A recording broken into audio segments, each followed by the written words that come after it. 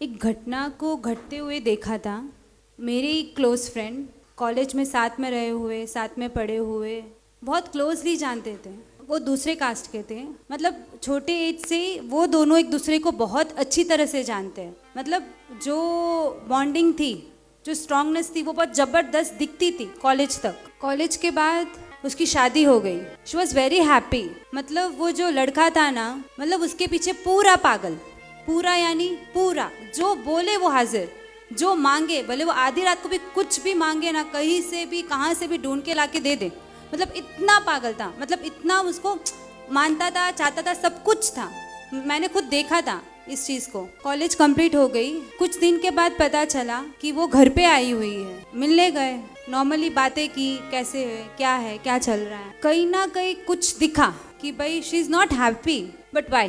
अभी कोई अपने बारे में जो घटा है वो कैसे बोले, इट इज़ नॉट ईजी ना। उसने रोना चालू कर दिया। थोड़ी टेंशन हुई कि हुआ क्या है इसको, बिकॉज वो लड़की थी ना, बिंदास रहने वाली, मौज मस्ती में रहने वाली, कोई टेंशन नहीं। आज उसको रोते हुए देखकर मेरी हालत बिगड़ी। मैंने बोला हुआ क्या है। उसने बोला उसने मुझे छोड़ दिया। मैंने बोला क्या? मतलब मैं शॉक हो चुकी थी। मतलब ये चीज़ हो ही ना, मतलब कुछ भी बोलो, ये चीज़ हो ही नहीं सकती। वो मतलब वो जो था, वो जो उनकी बॉन्डिंग थी, वो जो स्ट्रांगनेस दिखती थी एक दूसरे के प्रति की, एक टाइम पे उनको देख के ऐसा होता था कि भाई मस्त लाइफ है यार, एक बार तो ट्राई कर ले। मतलब कोई इतना कैरिंग पार्टनर मिले तो और क्या चाहिए आपको? इतना सपोर्टिव, इतना कैरिंग, इतना लविंग, मतलब और क्या चाहिए आपको? एक टाइम पे मुझे उन दोनों को देख के ऐसे भाव हुए थे कि भाई एंगेजमेंट की लाइफ, शादी की लाइफ बहुत अच्छी है, एक बार तो मतलब ट्राई करना चाहिए। बट बहुत रोई वो। मैंने पूछा हुआ क्या है, तो अब फिर से बोला उसने छोड़ दिया। मतलब छोड़ने के पीछे का रीजन बच्चा, कुछ प्रॉब्लम थी जिससे वो कंसीव नहीं कर पा रहे थे। इतनी सी बात। आज के टाइम पे ये प्रॉब्लम कितनी बड़ी, छोटी सी प्रॉब्लम है, आप ट्रीटमेंट करवा सकते हो, किसी ना किसी वे से प्रॉब्लम सॉर्ट हो सकती है। बट सिर्फ इतने रीजन से कि उनको बच्चा नहीं हो सकता है, उस रीजन से वो भी छोड़ा कैसे?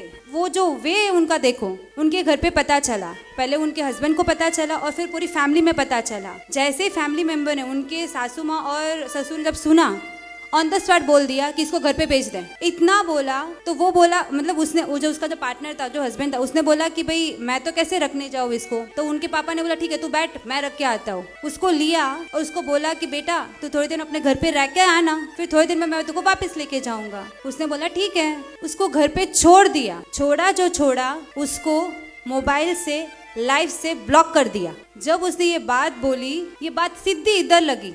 एक सेकंड में ऐसा लगा मुझे वैराग्य उसी क्षण हो चुका था। मैंने बोला ये क्या? इतने विश्वास के साथ जिसको अपनी लाइफ दे दी थी, और उसने क्या किया आज? मतलब किस भरोसे हम किसी को समर्पित हो भी पाएंगे, और होते भी तो किस विश्वास के साथ? कैसा विश्वास, ये क्या है? मतलब उस चीज़ को देख के, उस घटना को देख के, वो जो मैं ज़्यादा बात भी नहीं कर पाई। उसको सुना, मैं बोलूँ भी तो क्या बोलूँ उसको। मैं घर पे आई, घर पे आकर मैंने रोना चालू कर दिया मम्मी के सामने कि मम्मी कुछ भी हो जाए मुझे शादी नहीं करनी है। मम्मी कुछ भी हो जाए, शादी तो मुझसे अभी होगी भी नहीं, मैं किसी को सरेंडर भी नहीं हो पाऊंगी, ये चीज़ फिक्स है। फिर मम्मी ने समझाया बेटा ऐसा नहीं होता है, सबके साथ थोड़ी ना ऐसा होता है, सबके कर्म थोड़ी ना ऐसे होते हैं। मैंने बोला कर्म ऐसे होते नहीं होते, संसार का स्वरूप ऐसा ही है। उस टाइम बहुत गहरा चिंतन चला कि समर्पित तो होना ही पड़ेगा, किसी ना किसी को तो करना ही पड़ेगा। तब डिसाइड किया अब कुछ भी हो जाए, किसी व्यक्ति को तो अब मैं समर्पित हो ही नहीं सकती हूँ। कोई आए एक क्षण में आपकी लाइफ डिस्ट्रॉय करके वो चला जा रहा, वो अपनी लाइफ एकदम बिंदास है, उसको छोड़ा। कुछ ही दिन में उससे दूसरी शादी भी कर ली, और इतने खुशी से वो रह रहा है कि उसको देख के लगेगा भी नहीं कि भाई उसके लाइफ में कोई और भी था। ये चीज़ देख के बहुत स्ट्रांग हो चुकी थी और डिसीजन ले ही लिया था कि अभी जो तुझे पुरुषार्थ करना है तो संयम के मार्ग पे करना है। क्योंकि वितराग और वितराग के मार्ग को मानने वाले, मार्ग पर चलने वाले जो साधु भगवंत हैं, उनको जो समर्पित हो गए ना, वहाँ पे फुल गारंटी है कि आपका पतन कभी नहीं होगा। वो आपको किसी भी हालत में, कैसी भी सिचुएशन में नहीं छोड़ेंगे। आज 5 साल में टिकी रही, उसके पीछे एक गीतार्थ गुरु भगवान को समर्पित होने का ये फल था। आपको लगता है कि मैं अपने बल पे खड़ी रही हूँ, नहीं, ऐसा नहीं है। उसकी नींव एक गीतार्थ गुरु भगवान थे। कई बार ये सब चीजें देखकर, मतलब जब मुझे परमिशन नहीं मिली घर से, तब ऐसा होता था कि चलो भाग जाते हैं, क्या है ऐसे मम्मी पापा को परमिशन देनी नहीं है तो चलो भाग जाते हैं। कई बार मन में विचार आए, और मेरे आगे 10 दीक्षाएं हो चुकी है, मेरे ही फ्रेंड्स की 10 दीक्षा हो चुकी है। तो हर दीक्षा को देख के कि भाई मेरी टर्न कब, तो बहुत रोती थी गुरु भगवंत के पास जाके। बट कभी भी गुरु भगवंत ने मुझे भागने की आज्ञा नहीं दी है। उन्होंने बोला है कुछ भी हो जाए, कुछ भी हो, परमिशन मिले ना मिले, अंतिम श्वास तक आपको पुरुषार्थ करना है। मतलब आज मेरा समर्पण एक गीतार्थ गुरु भगवंतों का पर था, तो आज मेरी गाड़ी सही ट्रैक पे चल रही है।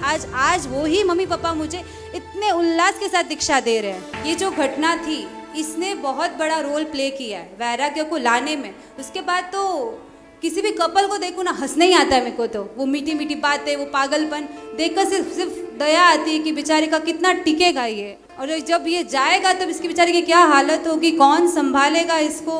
अगर समर्पण करना ही है ना तो ऐसे सदगुरु के चरणों में समर्पित हो जाओ जो किसी भी कंडीशन में आपको संभाल लेंगे, without any term and conditions.